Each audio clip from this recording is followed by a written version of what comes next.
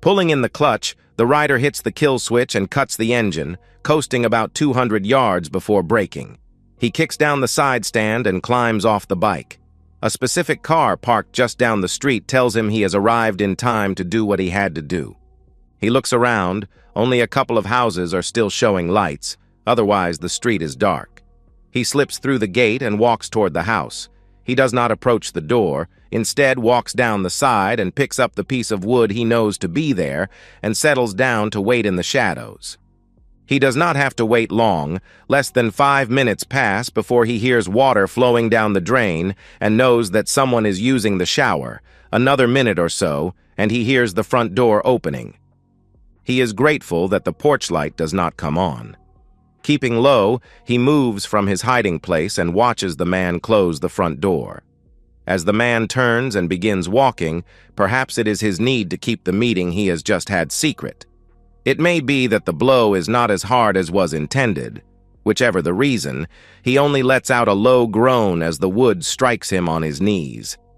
The assailant expects him to scream in pain, at least cry out.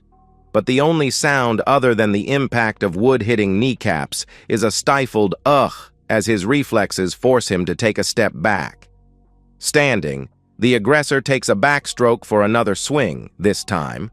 The blow is straight to the face and puts the recipient down. The only sound other than the impact is the sound of the unconscious body hitting the floor. Methodically and systematically, the antagonist breaks the arms, legs, hands, elbow, and knee joints of the unconscious man.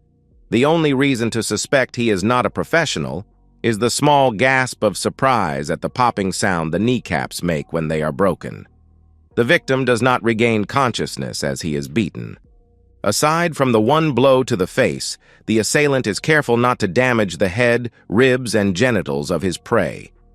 Less than 2 minutes after the attack began, the attacker walked back to the motorcycle. An ambulance siren pulls me from my thoughts. It overtakes and it seems to be going in the same direction I am. In fact, I follow it all the way to my home. A home currently brightly illuminated with a multitude of blue flashing lights coming from 3 police cars and now the ambulance. A number of uniformed people are milling about the front garden. I pull up in the nearest available space and run toward my house. "What the hell is going on?" I scream. One policeman tries to stop me. I dodge past him, firing out questions at everyone and no one, and start shouting. Anne, where are you? Anne, where the hell is my wife? What has happened?" And finally, "Who the hell is that? And why is he lying on my doorstep?" Another copper gets in my way. I fire similar questions at him. "Sir, please identify yourself and your reason for being here." Shit. Me asking about Anne and calling her my wife should make those questions redundant. How can these jerks, the people that are supposed to solve crime, not have a clue? "I live here. Now where is my wife?" "Sir, please restrain yourself and stop the abusive language. There is really no need." "Really? How the hell do you know? You ever come home to find your house crawling with you, doing whatever the hell it is that you're doing? No one, not one of you will tell me where my wife is, let alone how she is. Never mind telling me who the hell that guy is and why he is laying on my front doorstep." "The lady of the house is being interviewed inside, sir."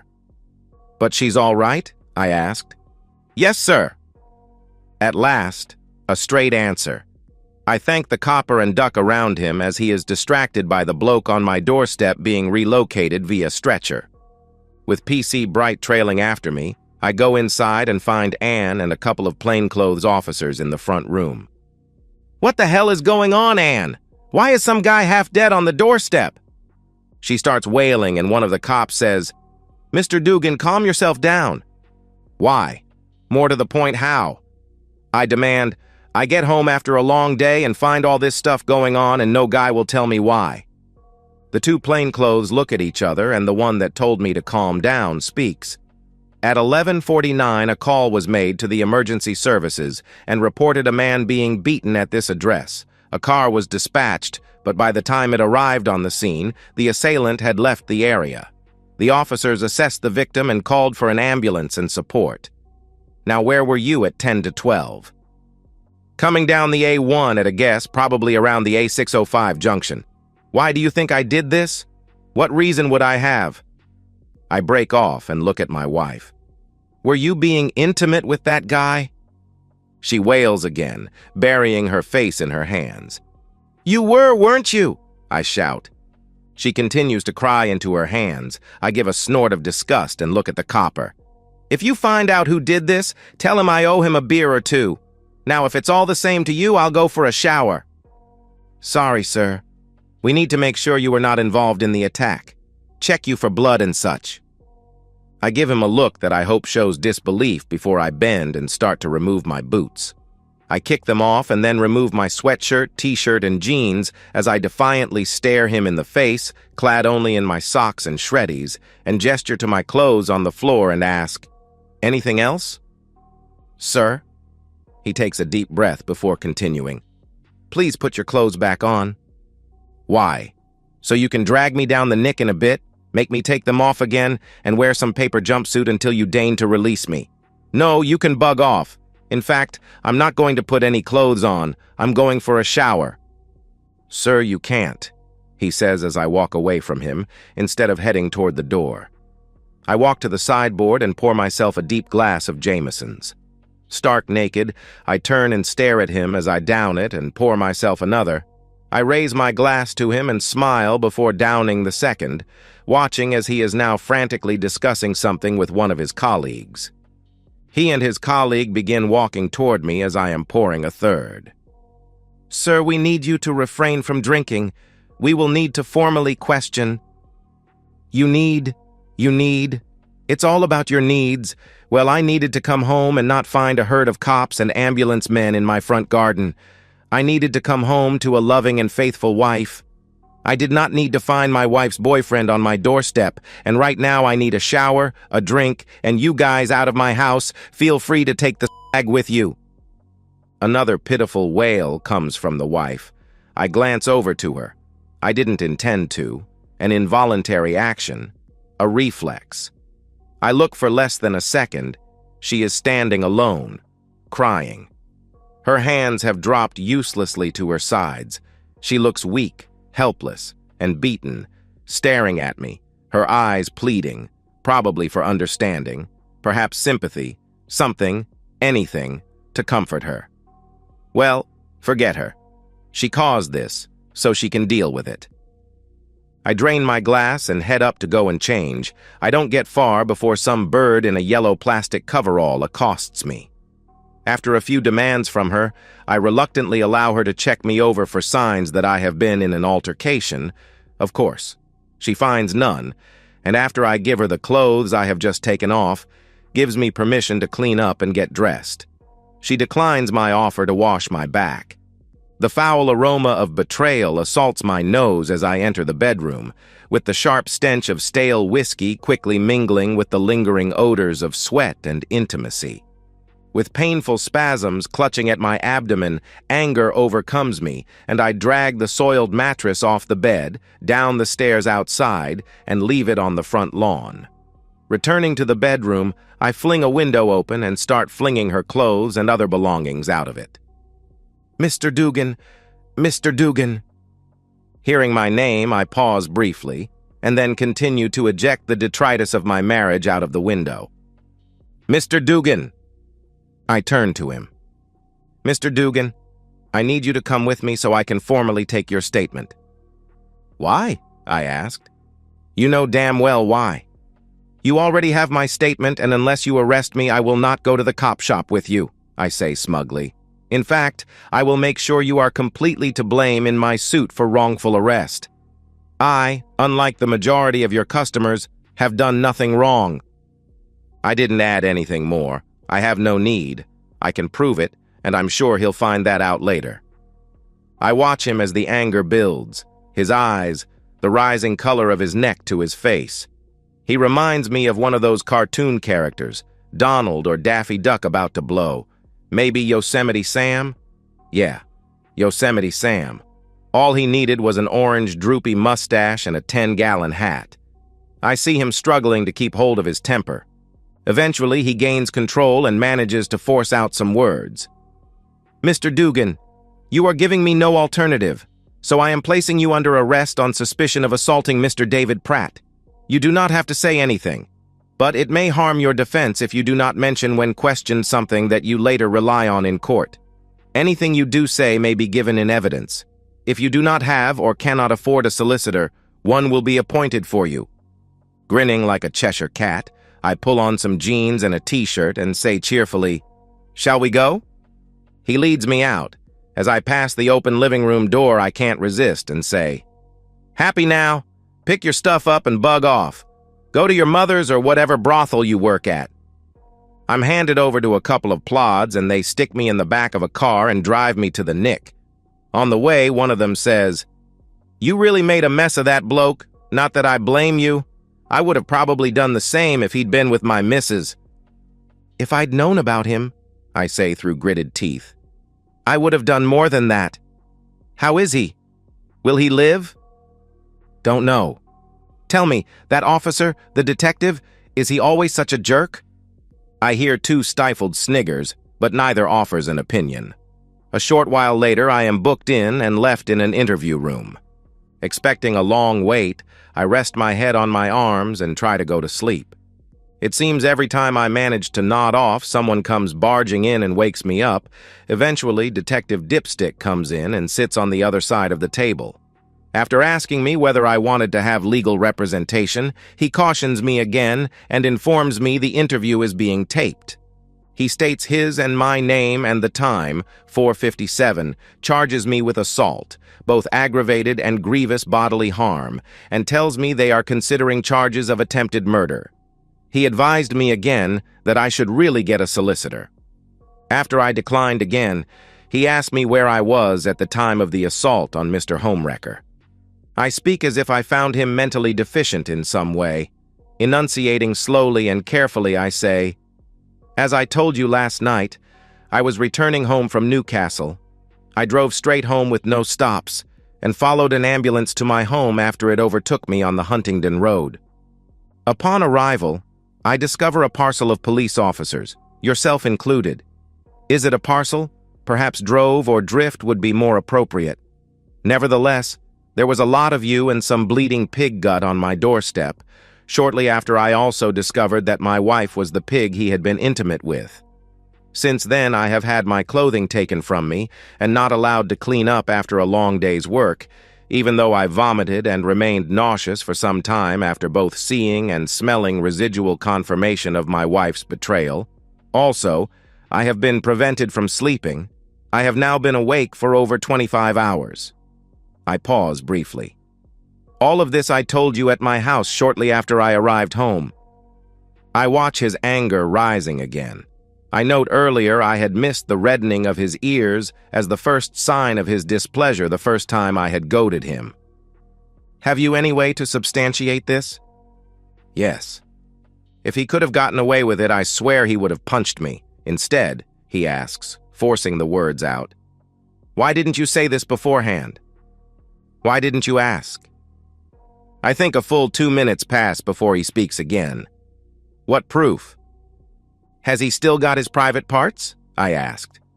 "What? Has he still got his private parts?"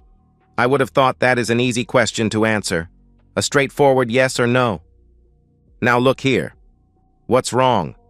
Question too difficult for you? I'll try to make it easier for you.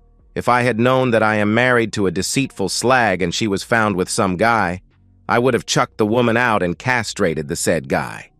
Therefore, if he still has his private parts, it wasn't me. Mr. Dugan, I don't think you are taking this seriously. Christ, maybe you're not as stupid as you look.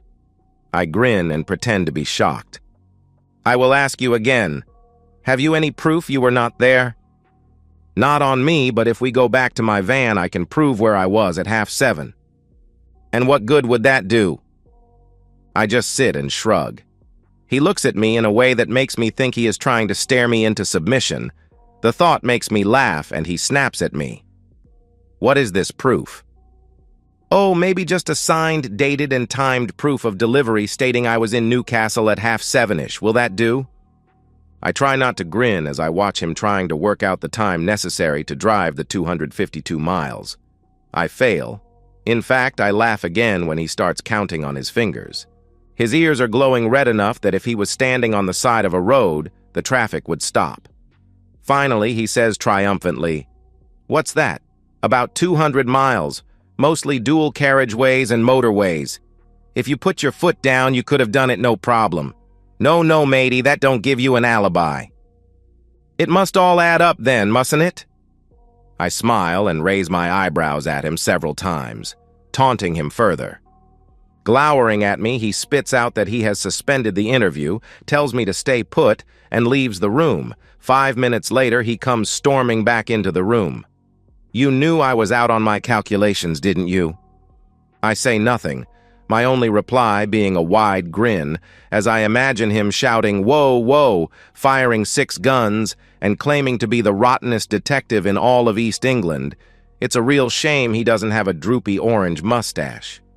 I do chuckle a bit when I think of his knowledge of geography and math skills being recorded for prosperity. He leaves the room again, and after 10 minutes, I decide to try and get my head down again. It does me no good. I can't stop sniggering. Eventually, and somewhat subdued, and tells me that I can go. It's not that simple, of course. I have to be formally de-arrested and sign forms before I am allowed to go about my merry way. Parts of me are happy the woman is still at home when I get there. The part of me that forgot to pick up my keys last night, and the part that didn't want to make the choice of breaking into my own house and have a window to repair or camping out on the mattress on the front lawn. To be honest, it doesn't look like she has had much more sleep than I have. Of course, as she lets me in, she's full of apologies, how it was a mistake, and she would never do it again. I managed to contain myself, even when she said it was the first time. I had to be careful, and maintain my ignorance after all. If I had known about it beforehand, it may have been possible to have instigated the attack in some way. Ignoring her platitudes, I go up and have that shower I had promised myself last night. As the warm water washes over me, I start to plan my day. The first thing I think of is to see a solicitor. Do they work on Saturdays? I resolve to hit the net when I've done one other job and have a look. I towel myself dry and go into the bedroom for a clean shirt, shreddies, and socks. Nothing has changed since I was last in here. I cast a look out of the window and give a nod of satisfaction, seeing her clothes still adorning our and 2 neighbors' gardens. Seeking a solicitor becomes third on the to-do list. As I get to the bottom of the stairs, she calls through, telling me she has made a coffee. I must admit, I could really use one. I join her in the living room. She is standing, looking at me. Her eyes are red, and streaks from them run down her cheeks. "Who is he?" I asked. "No one. I mean no one you know." I stand looking back at her, waiting for an answer to my question. I'm not sure how long it is before she breaks. "Don Stebbins." Armed with the name, I walk over to the phone and dial the hospital. A few words with someone on the other end, and I am put through to his ward.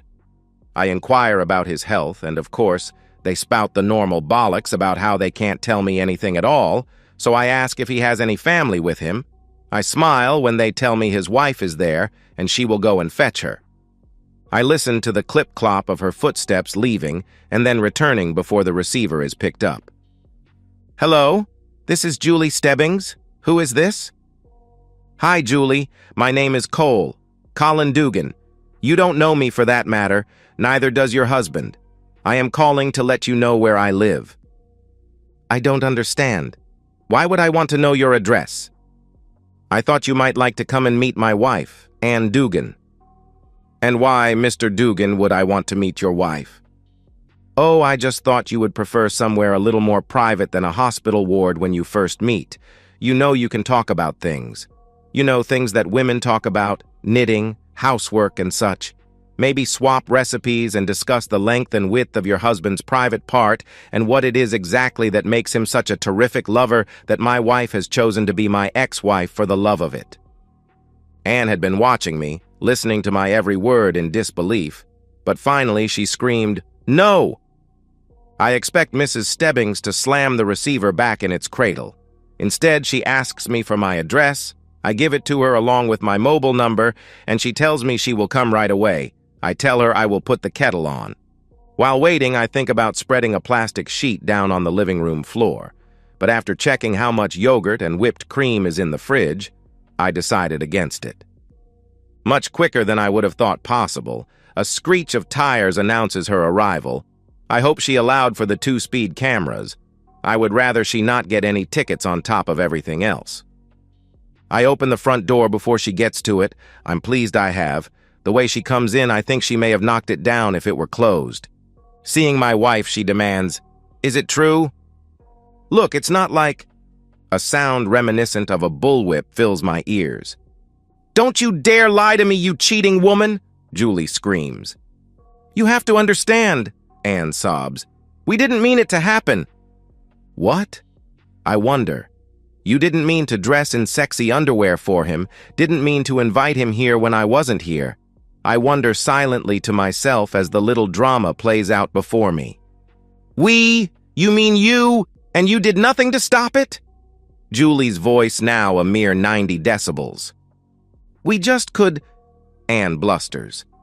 You could have said, 'No, I am married,' or 'No, you are married.' He should have said the same, but ooh, no. Instead, you chose to be a cheating woman."